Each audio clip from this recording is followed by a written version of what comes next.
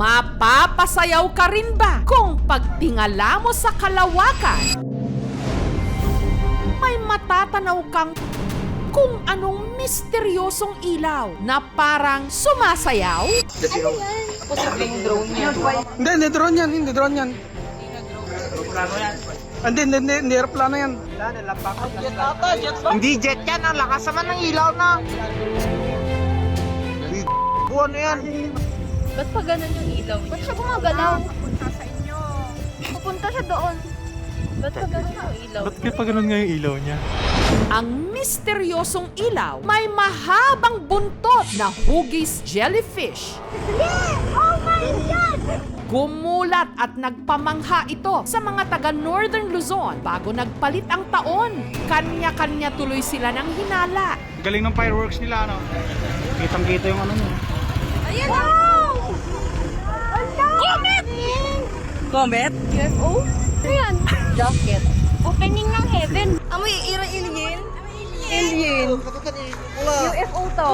Parang spaceship. Habang tumatagal po, yung liwanag niya mas lalong lumalakas sir. Para po siyang plato na lumilipad sa langit. End of the world na.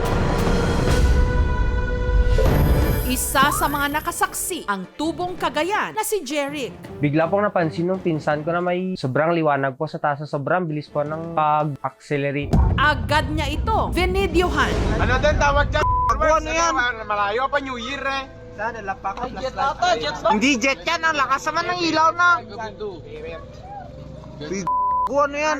Tumagal lang daw ng 1 minuto ang ilaw sa langit at saka ito biglang nilamon ng dilim. Inisip po namin agad na UFO po, hindi po normal yung bilis ng patakbo ng ilaw sa langit. Bigla po siyang namula, parang nag-apoy po siya agad. Kinalabutan po talaga kami noon time na nun. 100 kilometers mula sa Cagayan, namataan din ni na Michael sa Ilagan City sa Isabela ang kung anong umiilaw-ilaw sa kalangitan. Naglalaro kami that time, then suddenly yung kasama ko may tinuro siya sa langit. Ano yan? Posibleng drone niya. Hindi drone yan, hindi drone yan. Plano yan.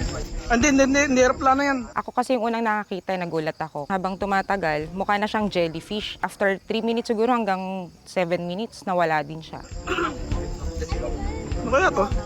Hindi naman mas ganun ka-visible ang drone. Marami naman po yung aeroplanong dumadaan dito, hindi rin po ganun. Na blinking lights lang po. Jellyfish po talaga yung itsura niya.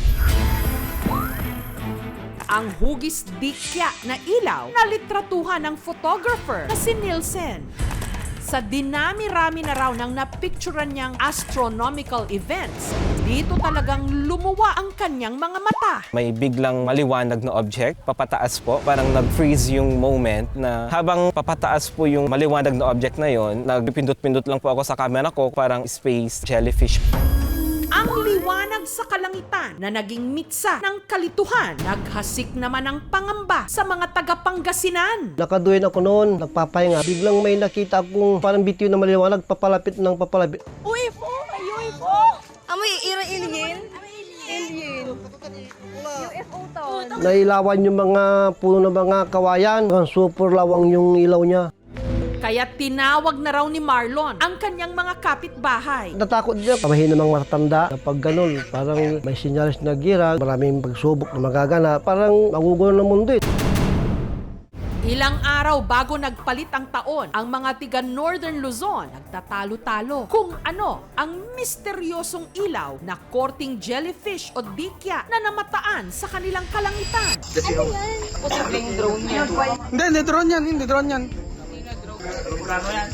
Hindi aeroplano yan. Sana lapak. Jet ata, jet ba? Hindi jet yan, ang lakas naman ng ilaw na. Ano yan?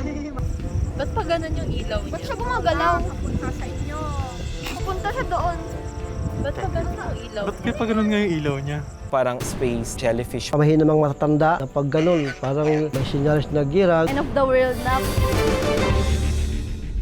Para maliwanagan, direkta na namin itong isinangguni sa Pag-asa. Sa unang tingin, we can consider that as isang unidentified flying object. However, napag-alaman na itong unidentified flying object na ito ay isang space rocket na nanggaling sa isang space rocket launching facility sa may China. Maliwanag daw talaga ito mula sa isang rocket spaceship, ang Long March 7A rocket na may habang 60.7 meters at diameter na 3.35 meters.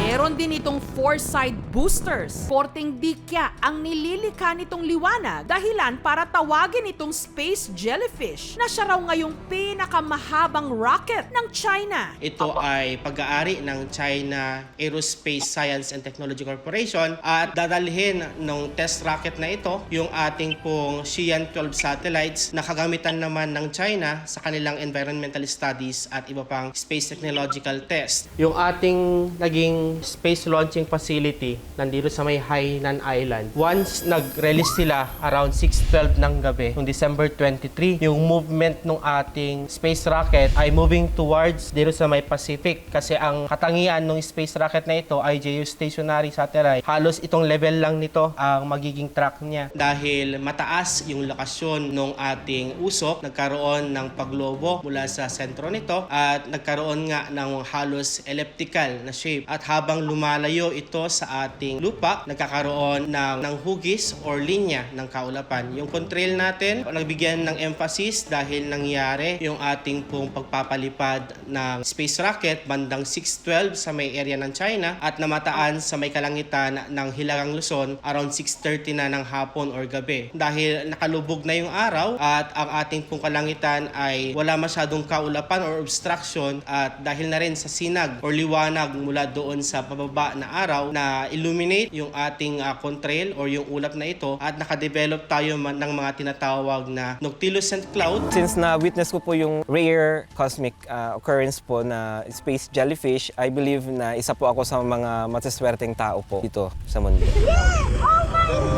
Sa madilim na kalangitan, Hindi, aeroplano yan. nagliliwanag ang pagnanais ng sangkatauhan na marating, masakop at maintindihan ang kalawakan. UFO? Ano yan? Opening ng heaven.